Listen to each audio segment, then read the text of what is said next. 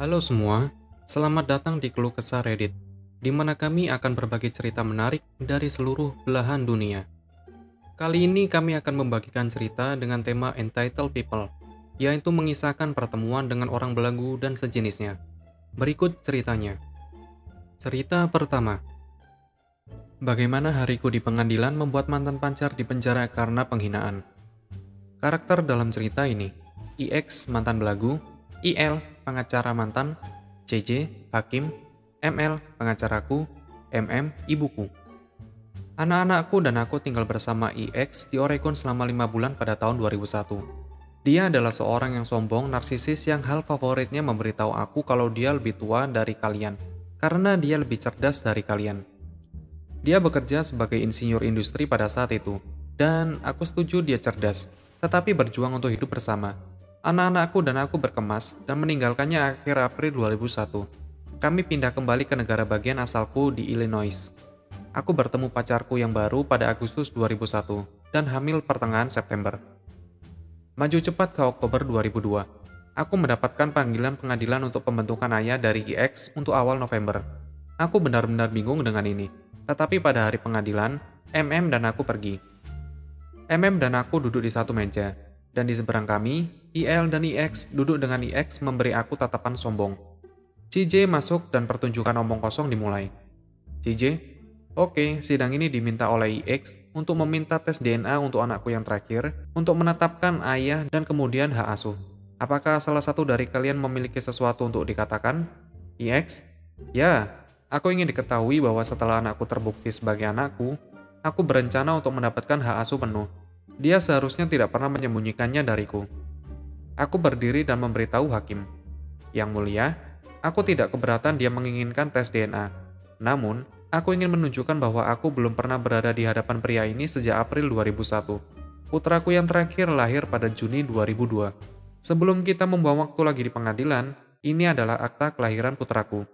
Aku ingin tahu bagaimana dia berpikir bahwa aku hamil selama 14 bulan agar dia menjadi ayah. CJ mengerutkan kening. IL melompat dan berlari untuk menatap apa yang tertulis di akta kelahiran. Dan IX masih mengatakan, itu tidak membuktikan apapun. Dia anakku. CJ bertanya kepada IX, kapan terakhir kali dia melakukan hubungan seksual dengan ibu anak itu. IX, sekitar 3 minggu sebelum dia meninggalkanku. CJ benar-benar melakukan facepalm sebelum menyatakan bahwa CJ membuang kasus ini. IL mencoba menenangkan IX, tetapi dia tidak melakukannya. Aku tidak akan dijauhkan dari anakku. Aku membawa dia ke pengadilan di Oregon. Hakim di Illinois semua bodoh. CJ berbalik, menatap IX, lalu menangkapnya karena menghina pengadilan sebelum berjalan keluar. Yang menyedihkan adalah, IX tahu anakku yang terakhir lahir pada bulan Juni, dan dia masih meyakinkan dirinya sendiri bahwa dia adalah ayahnya, dan MM tidak bisa berhenti tertawa sepanjang perjalanan kembali ke rumahku. Oh, BTW, aku tidak pernah mendengar kabar darinya lagi. Jika itu tidak terjadi pada aku pikir itu terlalu bodoh untuk menjadi kenyataan. Cerita kedua. Aku membutuhkan perawat sekarang. Bukan ceritaku, tapi ayahku. Ibuku pergi ke rumah sakit, karena dia perlu memeriksakan isi perutnya, dan ada wanita yang meneriaki para dokter dan perawat. Wanita, ada apa dengan kalian?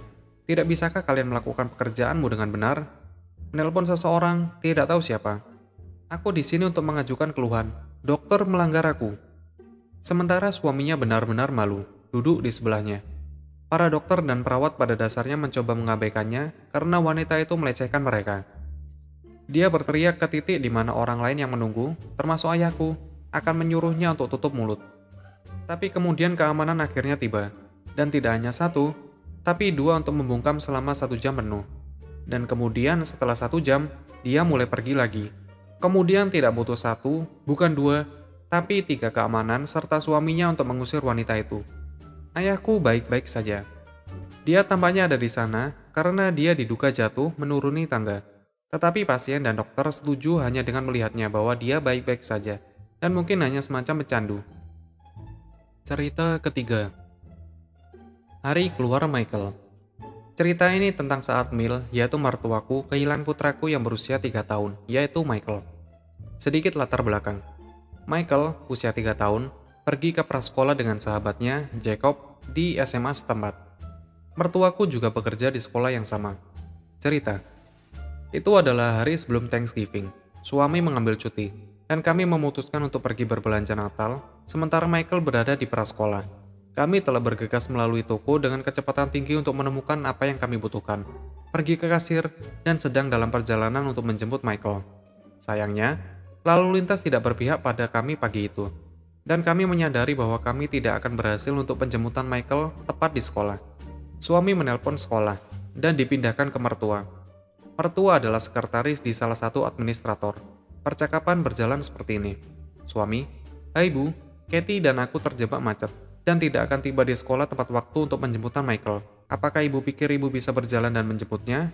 Jika Ibu tidak bisa, kami mengerti. Kami bisa panggil saja wali kelasnya dan minta mereka menahannya." Mertua, "Tentu saja aku bisa menjemputnya." Suami, "Terima kasih Bu. Jika kamu mau, kita semua bisa pergi makan siang setelahnya." Mertua, "Bagus sekali. Sampai jumpa." Singkat, manis, tidak ada yang tampak bingung tentang apa yang dibutuhkan atau diharapkan. Dan jika itu masalahnya, aku tidak akan menulis cerita ini. Kami tiba di sekolah beberapa menit sebelum tengah hari, yaitu jam 12 siang. Kami melewati keamanan dan tiba di kantor ibunya. Ibunya sedang menelpon dan memberi isyarat agar kami masuk. Dan kami menyadari bahwa Michael tidak ada di kantornya. Mertuaku menutup telepon. Mertua, "Nah, di mana kita harus pergi makan siang?" Suami, "Bu, di mana Michael?" Mertua, "Aku tidak tahu." Aku dan suamiku keluar dari kantornya dan langsung ke kelas pengembangan prasekolah. Kira-kira berjarak 2 pintu jauhnya. Setelah menyela kelas saat ini, kami menjelaskan apa yang terjadi dan berharap Michael menunggu kami di kelasnya. Sayangnya, dia tidak ada di sana. Keamanan dipanggil dan mereka mulai menarik semua guru kembali ke kelas untuk mencari tahu di mana Michael berada. Sementara aku menunggu guru, suami mulai mengemudi di sekitar lingkungan untuk melihat apakah Michael memutuskan dia akan berjalan pulang. Mertua tidak melakukan apapun untuk membantu. Dia tinggal di kantornya. Setelah guru mulai turun ke kelas, seseorang memberitahu aku bahwa Michael dan Jacob memberitahu semua orang bahwa mereka akan bermalam di rumah Jacob. Dan bahwa ketika aku tidak berada di jalur pengantaran atau penjemputan, mereka pikir bahwa mungkin anak laki-laki itu sedang menginap. Aku langsung menelpon Risa, yaitu ibu Jacob. Tidak ada jawaban, tapi aku meninggalkan pesan. Telepon suamiku dan katakan padanya Michael bersama Risa dan Jacob. Dia kembali ke sekolah. Mertua sekarang bertanya, mengapa kami mengizinkan Michael menginap di rumah teman pada malam sebelum Thanksgiving? Kami mengabaikannya. Aku terus menelpon Risa, tetapi tidak ada yang menjawab. Michael telah hilang selama lebih dari 1 jam pada saat ini. Risa menelpon kembali dan menjelaskan bahwa dia dipanggil untuk bekerja dan bahwa saudara perempuannya menjemput Jacob. Risa mengatakan saudara perempuannya membawa anak laki-laki itu ke McDonald dan mereka berada di rumah Risa sekarang. Saat kami pergi, mertua berkata, "Kupikir kita akan pergi makan siang." Kami berhenti meminta mertua untuk melakukan apapun dengan anak kami, dan Michael sangat jarang berhubungan dengan neneknya.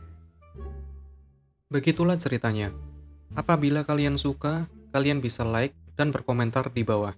Jangan lupa subscribe untuk membantu channel ini. Sampai bertemu di video selanjutnya.